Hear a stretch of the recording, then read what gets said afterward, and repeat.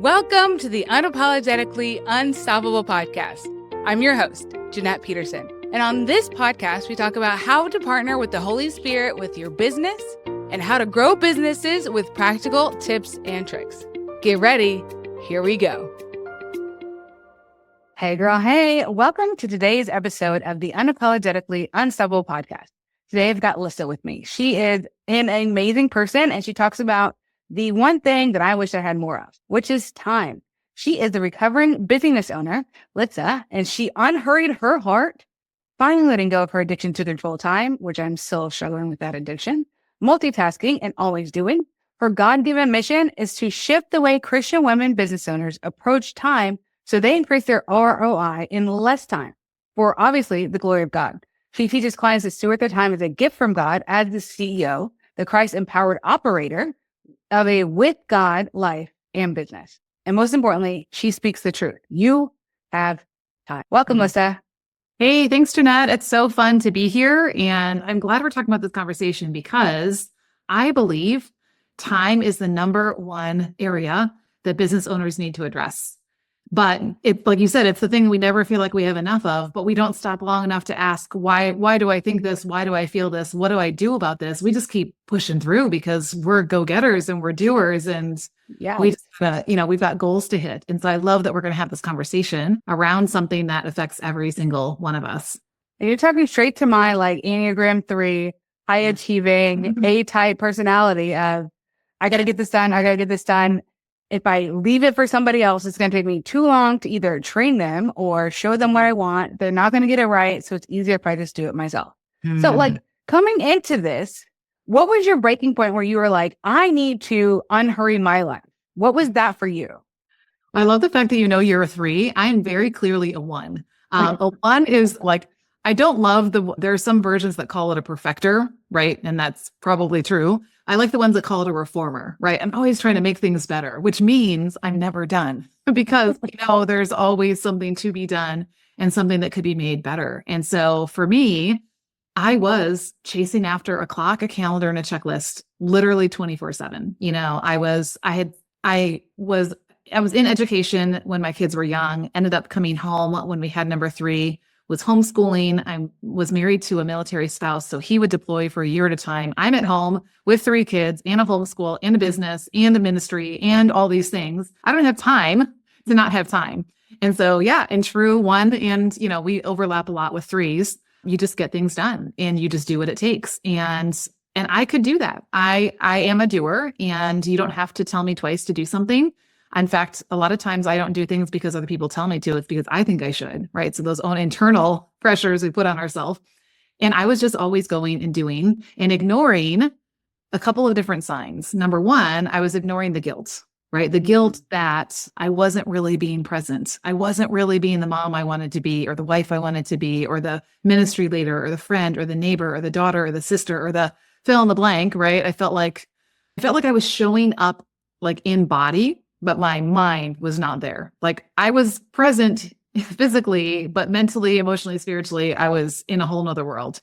And but of course I ignored that guilt because I didn't have time to deal with it and I had stuff to do. And like you said, you don't do it, who will? And I don't have time for that. And then I started ignoring like a lot of the physical symptoms. So like in my stomach, tension across my shoulders and my neck, like at all times.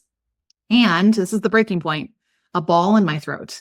So at first I was like, maybe I'm just not swallowing. It felt like there was food stuck there. I'm like, am I not chewing my food? Like, let's slow down my eating. Let's drink more water, right? And then it didn't make any difference. So of course I ignored it longer because I didn't have time to deal with it. One day I realized it had been over a year. And I was like, this is concerning. Maybe there's something growing in there and that could cost me a lot of time, money, energy, whatever. I promised my besties I'd get it checked out. I went to a doctor. He tried medication. He tried some lifestyle changes. Finally, he's like, let's scope it. And I remember vividly going to his office for that follow-up appointment. And he shut me down and he goes, Lissa, there is not a ball in your throat. I've stuck a camera down there. There's nothing there, but you feel like there's one because you have hystericus globus. And then he just sat there like with a smirk on his face. And I'm like, what's hystericus globus? And he said, globus, like a globe, ball, you have the sensation of a ball in your throat. And hystericus, and he goes like this, like you're crazy. He goes, it's all in your head. You just have anxiety. You are always on and never off. And I'm happy to prescribe you a pill. Now, I am not against medication, especially for mental health things, but I knew in that moment that a pill was not really going to fix my problem. It might make me feel a little better, but it wasn't going to slow anything down in my head, in my heart, in my body. And I was just going to keep pushing myself past the limits and past those signs that my body was giving me, because our bodies keep the score. Yeah. And so I wish I could say everything changed in an instant. It didn't, but it changed in that moment. Yeah. And it was just after that my dad sent me a book, showed up on my doorstep from Amazon. Thank you, Dad. It was the book, The Ruthless Elimination of Hurry by John Mark Comer, a pastor out in, I think, Oregon. And that got my attention. And I was like, oh, like this is much deeper than I just need to have a more organized calendar or to-do list, because I already had those. I was the poster child for time management. Like I thought I had it all down. Yeah. This is really a heart issue. And this is where God showed me your busyness is not a disordered calendar. It's a disordered heart. And I truly believe our hearts are chasing after a lot of lesser things, aka idols, like anything other than God that we are giving our affection to, our time to, our energy, our resources, is a lesser thing. And so it really, like, God started showing me this is not just like, let's buy a new planner and get some, new highlighters out and make it pretty. You got to do some heart work here first. You got to start shifting how you think about time and what you believe about it, and not seeing it as this limited resource that you have to run after all day long, because if you don't keep it under control, it's going to get away from you. I think that's how 98%, probably 99% of the people on this planet live. Yeah. And I'm like, is that really what God has for us? Like if I were to ask you, or like your audience, like, how is life lately? What is the one word that you think we would hear? I've heard most often out of women's mouths. Well, like, I don't have enough time. Like, it's so busy right now. The holidays are coming up. I don't have enough time to do this. And blah, blah, blah. Like a B word. Exactly. Both of those. You hit on two of them. One, busy, staying busy. And we like plaster this smile on our face. Like we should be proud of it. And it's a badge of honor that we are this martyr for busyness. But back in the day, I grew up in an era where like there was a phone on the wall, and if I tried to call you and you were already on the phone, guess what? I got a busy signal, wah, wah, wah, which meant you were not available, right? And essentially, I'm like, what is that saying to people when I run around all the time saying, I'm just so busy, I'm so busy? Like they're like, oh, she doesn't have time for me. She doesn't have time for, And then yes, what you just said about like, I don't have enough time. When I have time, if I have time, if only I had time. After the holidays, I'll have time. When my kids grow up and go to school or move out of the house, I'll have time. I'm on an empty nest side of things, and I know you have younger kids at home. I'm here to tell you, your time does not magically just free up and you have no problems with it once the kids move out. It actually is worse because two reasons. One, the kids start spreading out. So now you're not just keeping people in one place, like you got people everywhere. And two, over time, we take on more. And so you've just filled that time with something else, right? Like, so all of you young moms out there is not a light at the end of the tunnel when the kids leave. This is something you can address now because it's not going to get better. Yeah. Yeah. I love that. I just want to focus on a couple of things that you said, that busyness is a heart thing. Like, I just love that you were able to pinpoint that, because a lot of times when we have problems, we're not thinking about the heart issue. And I was on medication for mental health, but that was a whole other thing that I needed it to get to the root of the problem, right?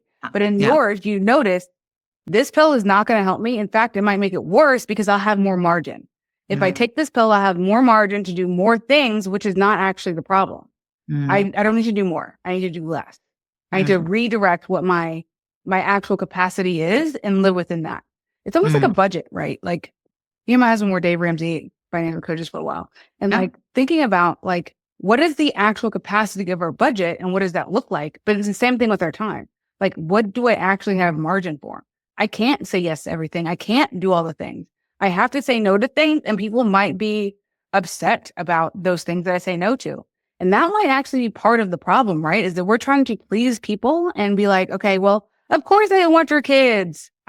Personally, I don't like other people's kids, so I would not say yes to that. But like in a bind, maybe I'll say yes to that. But like what are those things that we're always saying yes to when it's really a heart thing? What do I actually need? What is God telling me that I need to be doing? What is my mission from God? Where is my head supposed to be for God? And everything else, I just have to say no to. I don't have the capacity for those things.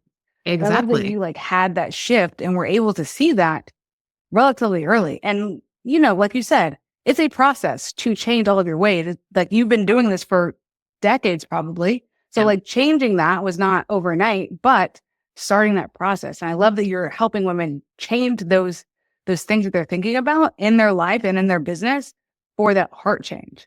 So but here's the thing. It's not, it's simple, but it's not easy. Yeah. And really there are just 3 simple shifts you need to make. So if you don't mind, I'd love to share these simple shifts because this starts changing things. So everybody wants to jump into the calendar. Lissa, teach me how to time block. Lissa, teach me how to organize my to-do list. And I do get to that, but not until we go to the heart first. And the first one is you're shifting your belief around your time. Because if you are telling yourself, I don't have time, guess what? You won't. Because our thoughts steer our results. And I have a whole process that I teach women how to take their thoughts captive and see how it's leading to exactly what they're experiencing. And then we grab what's true, what does God say is true, and we redirect it, right? The truth is, God gave every single person listening to this 24 hours this morning, 24 hours yesterday morning, and 24 hours tomorrow, Lord willing, until he comes back again. So the truth is you have time. And if you want to proof, pick up your device, which is guaranteed within arm's reach right now, open up your screen time and read that number. You have time. You're just giving it away to lesser things. The average person spends 4.5 hours a day on their device. That adds up to 70 days a year. 70 days is over 2 months of your life. That's average, which means some people are double that. Some people are 150 days of their year is going to a device and we say, I don't have time. So the first shift is don't say I don't have time. And I have it on the sign behind me. I say it at the end of every podcast episode, you have time. And I put a period in all capitals after each word because I'm like, you have to hear. And I have women tell me, Lissa, you're in my head. I hear you saying in my head, you have time. So that's the first shift. The second shift is around our role around time because we are fed the lie. I'm sorry, I'm going to call it as it is. They tell us and we tell ourselves, you just have to be better at managing your time. You just have to be, time management is where it's at. I looked up the definition of manage. It means to keep control and to exert control over, to keep under control and exert control over. Think about the manager at a fast food restaurant. You watch them behind the counter. They are running around trying to keep everybody in place. They are exhausted by the end of the day and like, good, the day is over. I can go home, but I have to come back and do it again. And that's how we live our lives because we're trying to manage everything. It's very much whack-a-mole all day long, trying to keep our people and things in place and keep everything under control. But if you look at my hands, it is a top down. I'm putting a lid on my capacity. Yeah. It literally is limiting what I can do because I'm trying to manage it all, right? I love looking at scripture and the parable of the talents, which I call the parable of servants from Matthew 25. The one guy got 1 talent. Don't feel bad for him. That was 20 years' wages. He had a lot. He chose to keep it under control and bury it. That's essentially what we do with our time. And that's a fear reaction. I'm afraid it's going to get away from me. I'm afraid somebody's going to steal it. I'm afraid something's going to happen. So I'm going to keep it contained and do all this work to sit on top of it. That's exhausting and limiting. And obviously not what the master wanted because his response when he came back was like, you wicked and lazy servant. What did you do with what I gave you? The other 2, one got 2 talents, one got 5 talents. Didn't again matter. It was still a lot. They saw their role. They knew it didn't belong to them. They knew it belonged to the master, had been entrusted to them. And their role was not to keep it under their control. It was to go out and invest it on behalf of the owner in order to increase his resources, to build his kingdom. And I believe the time we're given is a gift. And it is not to make me feel comfortable or to make me feel in control. It is to steward and to live out in the context of, our family relationships, our health, our business, our ministries, and things like that, and steward that time. So we're to be stewards, not managers of our time. Yeah. And then the third shift is around our question around our time. Because the most common question that we ask around our time, whether we're looking at our watch or our phone or a clock or our computer is, what time is it? And we're like, what time is it? And then we start already in our head, I'm behind. I should have already left. I should have had this done. Time got away from me. We're starting to ramp ourselves up. But I want you to hear the simple shift in this question change. So from what time is it to what is it time for? Good. It's almost the exact same words, different order, different meaning. And it presupposes two things. Number one, I do have time. And number two, there's purpose in the time in front of me. And this also is one of the keys I teach around multitasking, because multitasking is not our superpower. It is our kryptonite. When we are trying to do more than one thing at a time, we increase the time it takes by 50% and we increase the mistakes we make by 40%. So talk about not a good use of time. So like when we are present to the answer, what is it time for? When it's time right now for me to be having this conversation with you, I'm not checking laundry. I'm not checking email. I'm not responding to my husband. I'm not taking the dogs out, this is what it's time for. Right. And I think we need to make those 3 shifts around our time. And that's before you even open up a calendar.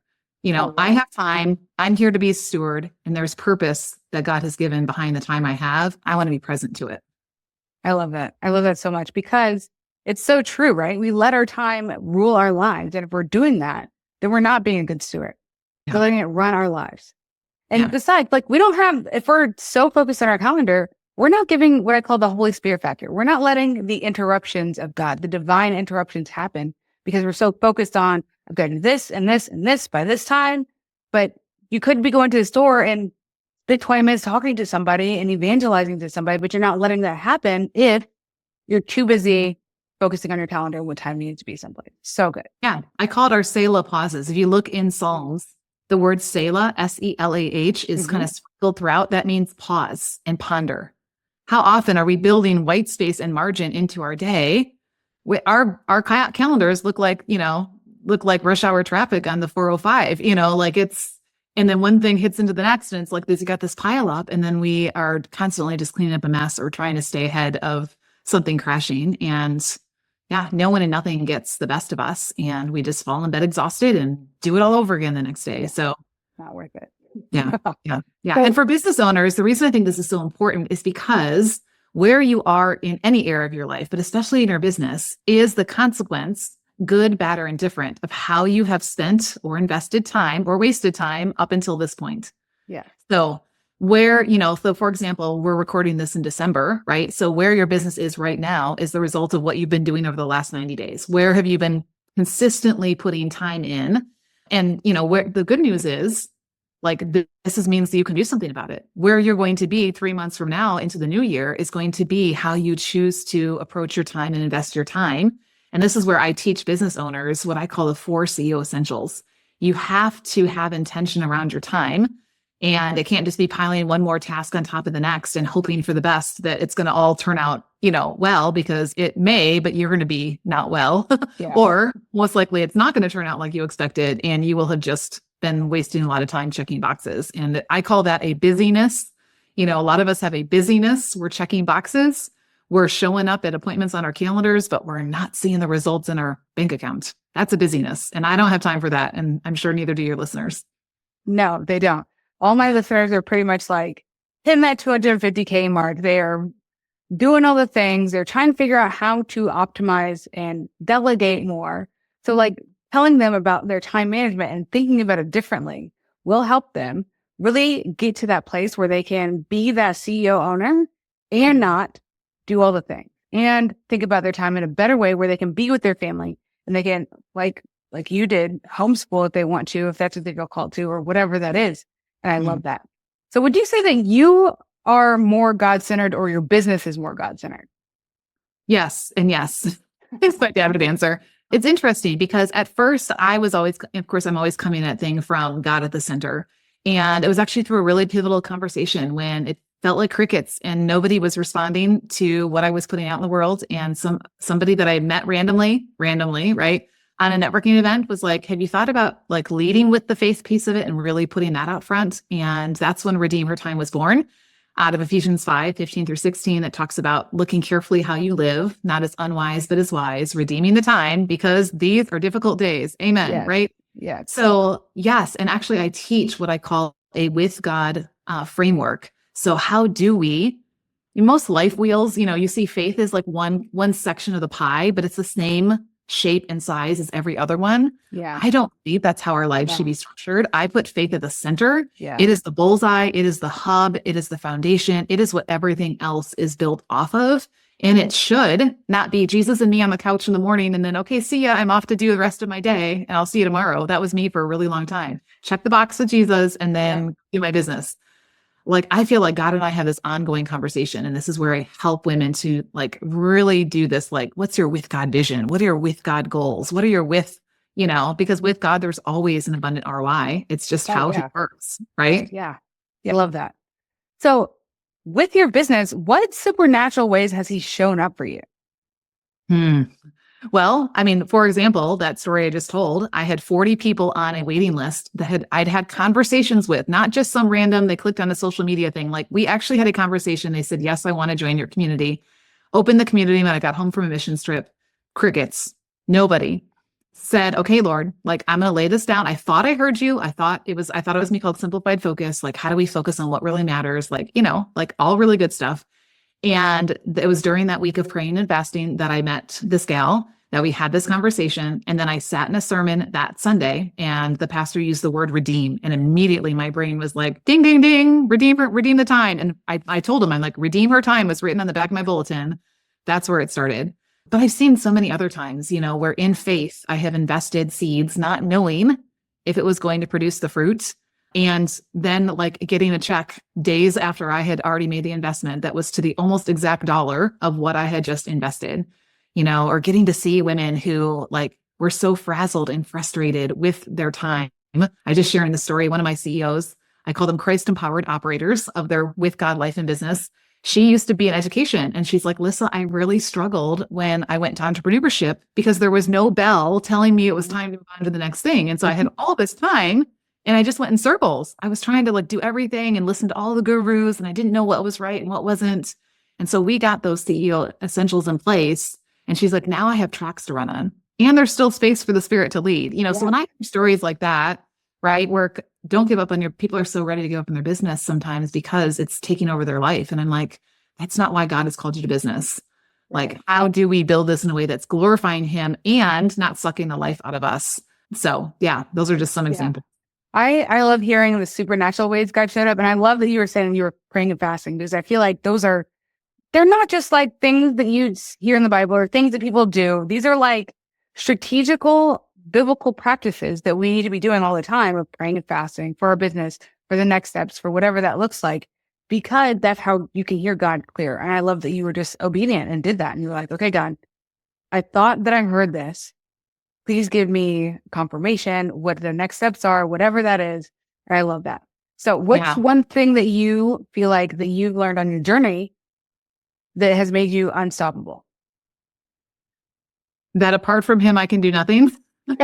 Because again, as a one and as a three, you're like, there are those people out there who, I don't know, I can't remember which numbers right now, but the ones who are very community based and they're like, I need other people, but you and me, we're like, I got this. I got this. And so I think we think that's to our benefit and that makes us unstoppable. And yet what God has taught me over and over again is the most important time that I can spend in my day is my daily CEO meeting with him, which is time in his word, in prayer, journaling. And then I have a whole process that I teach my CEOs of how to take these business decisions in these business areas that we're worrying about and thinking about all day long, how to take them to him and then let him kind of direct like where our time is going and what to focus on and what to let go of. And so I think that's truly, like in our weakness, he is strong. Like that really is what makes us unstoppable, is realizing I can't do it all myself. Or if I try, I'm going to be limited and it's going to be to a certain point. I love that, especially because it is easy to just be like, okay, I can do this. I got this, whatever. I don't need anybody's help. But like you said, when you put God first and you make him the priority, like that big circle you were talking about, if everything I do is based on faith and scripture and that and everything else is the bonus, right? My life can go no wrong. And when you do that, it's so much easier for those things to come into play the correct way instead of how you thought, but it's always better with God. Yeah. I mean, go to Matthew 6 when Jesus says, don't worry about all these things. He's talking about the people who don't know God. who are running in circles because it does all depend on them. And he's like, but that's not you. Like, seek the kingdom first. Yeah. Seek God's reign in your life and his way of doing things. And then all of these things, which we still need and, are still a part of life and business, they'll all get taken care of because God already knows what you need. And I really, truly believe that as believers, our time should not look the same as the world around us. And our business should not look the same as the world around us, because we have access to the God who's beyond all of it. Hello. We should be producing abundant fruit. John 15:5 says, "It is to my glory that you produce much fruit and so prove to be my disciples." So yeah, I think some of that fruit can and should be the tangible, like, I have income coming in and I am growing my impact. People should look at it and go, those results are so amazing. It can only be God. And I think if we're not that way, then it's all about us and we're trying to do it on our own. Yeah. And I don't want anybody to put me on a pedestal. Don't put me on a pedestal. I'm not that good. Okay. I will disappoint you all day long. Yes. Every single day. Yes. I love that. I love that. Because God really is I would not be anywhere near my quote unquote success, whatever you want to call it, without him. Yeah. And at the end of it all, it's all to build his kingdom and for eternity. Yeah. I'm in Revelation right now in my Bible reading plan. And it's like, how are we living today in light of that day? Yeah. And yes, it's important to do these things, but it's one day all going to fade away compared to, the eternal weight of glory. And I don't want to have regret about how I spent my time and resources and making it all about, just collecting all the comforts of life or, the good things that I wanted or I thought were the good life. It's about so much more than that. I mean, I did that and it was empty. I didn't want that. Right. It was, whatever. That's dumb. God is the way. So what has been your biggest struggle to getting to where you are now, being unapologetic about your faith? What was that like? Because you talked about this lady talking to you and being like, what if you led with faith? What was that thing, that contentious feeling of why you didn't at first? Yeah. I think it was because I didn't want to alienate people. I didn't want people to feel like they had to be, they had to put Jesus first, because the truth is the principles that I teach apply to everyone, but there is a whole different element when you understand that time is this gift from God. And here's the thing is when everybody's in a struggle on the struggle bus, they start acknowledging him and, and looking to him for those things. And so I think it was this feeling if I put that out there in front, then that's going to cut out a whole bunch of people that might not want to work with me. And there's, kind of a fear in that of well, I don't want to do that. And, I can just shine but not really say it. But it was interesting because once I started speaking that out loud, it was the floodgates opened. It was my crickets turned into oh my goodness, my community filled up so fast. And I was okay, people do want to know how to do that. How do I build a business like you were talking about with God at the center? How do I approach my time with God at the center and not just look like everybody else on the planet who's just getting through the day or trying to hit a goal or, whatever that is. I love that. Yes. Because when we're doing that, right, and we're putting God first, sometimes we are assigned though, right? So God will assign you to the Jews or the Gentiles, right? I use that as how Peter was. But who are you assigned to? Are you assigned to the marketplace? You're assigned to the marketplace. So you are supposed to be in business, affecting the Christians in business. And everybody's got their own, whatever that looks like from God, their own assignment. But I love that you were able to recognize, and God wasn't going to give you fruit until you were in those places where you were supposed to be assigned. In his kingdom, for his kingdom, showing them what their time is, rewiring people's mind on what that looks like, and just really just giving them the tools that they need. Yeah. So good. Right now, I have a CEO who came to one of my 4-day programs that I did. And it was because of the scripture that we were getting into in that, as we were talking about our time and our business, that she's wow, I really want to know God's word like that. And she ordered a Bible. She started coming to church. She, she's digging, and again, no shame or judgment or anything if you're not putting that out in front. And that's just a core of who you are. I think, like you said, there are so many people who are called to that, and we can be a light in that way and get to have conversations with people one-on-one. So it's really following what God is telling you to do, rather than what you think you should do to be a good Christian or, things like that. That's always the wrong thing. And the shoulda, woulda, couldas. Don't ever listen. Okay. So you've got this new planner out. Tell me all about it. How do I get it? What does that look like? Yeah. So the Redeemer Time Planner is amazing. And I'm not just saying this, like this launched on November 12th. So it's only been out in the world for like not even a month. But as people have gotten it, they're like, oh my gosh, like the quality of it is amazing. Cause you kind of find these chintzy ones or sometimes ones are kind of whatever. But what's so cool about it is it does not just rightly order your calendar. Yes, all that's in here. It's purposely undated so that you can pick this up any day of the year and say, today's the day I'm starting to redeem my time. It doesn't matter that we're, whatever point in the year. And B, we don't let a calendar run our lives, right? Yes. So that's why I made it that way. But it rightly orders your heart. We start off by looking at our time perspective, by looking at our role, by looking at our beliefs around our time, the questions we're asking, building out a with God vision, and really taking an assessment of where we are in 8 key areas of our life, because we can be wanting to build a successful business. But if there are certain areas of our life that are getting neglected and not getting attention, we're going to be off in the ditch and we're not going to be able to build into our business. And then I teach a whole different way of, okay, now once you do get into the days, the weeks, the months, the quarters, how do you do that with this bigger eternal perspective? And there are Selah and Sabbath stickers to remind you to put the white space in. There's intentional reflection questions built in so that you are stopping to do the work most people don't and won't. And that is to think about your time and the results of it. Most people just keep pushing through and hoping for the best and wonder why they don't end up anywhere near where they want to be or completely in left field. And then there's a digital course that comes with it that helps walk you through it. That's worth up to, I don't know, $1,000 or more. There's 18 modules in there because I want you to really understand the heart part and the scripture part and how all of that ties together. And then you get support from me inside of the Redeemer Time community. So it's more than just a planner than what you find at Target or, Staples or things like that. It's a planner with a personal coach. It's a planner that's not just going to get into your calendar. It's going to get into your heart. And it's a planner that's going to help you like have this God's perspective on time such that you're living today in light of that day and you're stewarding it, not just trying to manage it. And can I just say thank you for not making it like bright pink? Thank you for that. Well, I'm a green girl and I was like, I almost made it black because I thought, well, that's really neutral. And I'm like, I don't even wear black. That's a whole other story. I'm a stylist and but yes, it's like this olive green, vegan leather, like really pretty and things like that. So yes, it's not bright pink or like little whatever is all over. It's very clean, a lot of white space for you to think and pause and things like that. So if you're interested in grabbing the planner, you can go to redeem.com/planner or just go to redeemhertime.com. It's right linked at the top. Grab the planner and then you'll get access to the digital course immediately. And you'll get access into the Redeemer Time community where you can come ask questions. I mean, what planner on the Target shelf do you get to like actually ask someone questions and like, like try and figure out like exactly what you're doing or like how to implement or things like that. You don't. So yeah. And it'll also be in the show notes as well. So if you guys are listening and you guys are on your walk, just go to the show notes and you'll be able to see it right there.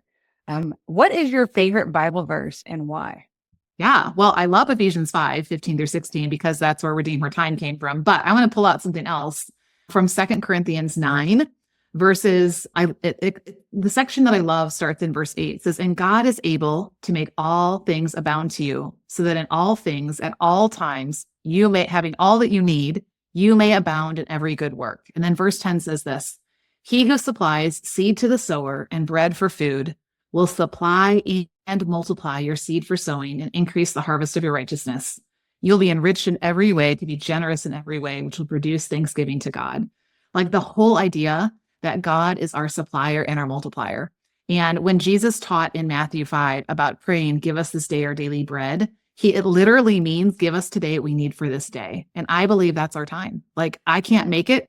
I can't save up from yesterday, borrow from tomorrow. I'm like the Israelites who are dependent on God to lay daily bread every day. Yes. And I have to come to him every day and trust him in that. And so not just that it's barely enough, because the Israelites complained, right? This is not enough. Like it. And we had the leeks and onions back in Egypt and, all the things. We complain about our time too. Not only is it not just barely enough, it is more than enough because God is the supplier and the multiplier and he increases the harvest. So when I intentionally steward and invest that time where he's called me to, he exponentially makes this abundant ROI. Like, hello, like if we actually start looking at our time from the lens of 2 Corinthians 9, I think it would shift everything. And so, that's a key verse that I share in the planner and in my coaching program and things like that as well, because I need to hear on a daily basis. Because it's so true though. Like when I was striving and doing all the things and hustling hard and trying to make sure that Like I was doing the dance and the blah, blah, blah, and this and doing the business and having 9 to 5, doing all the things. And I was running on E and I wasn't spending time with God. It felt like I could not get anything done. But as soon as I said, you know what, God, this is your time. I'm going to spend time with you first. I'm going to give you the first fruits. I'm going to wake up with you. I'm going to give you my last fruits at the end of the day. You get all of it. Everything else was easy. Yeah. It's like backward. It's like upside. I call it the kingdom is upside down math, right? It doesn't make really sense. It does not make sense. How Work can I get less, time? Make more more. and have work. But it's only because of the kingdom that we are working for and through with God. It has nothing to do with anything else. Yeah, I love that. Yes. So if you were to leave the audience with one thing, what would it be? I'm going to keep it really simple. It's going to be 3 words. Are you ready for this? Yeah, I'm ready. You have time.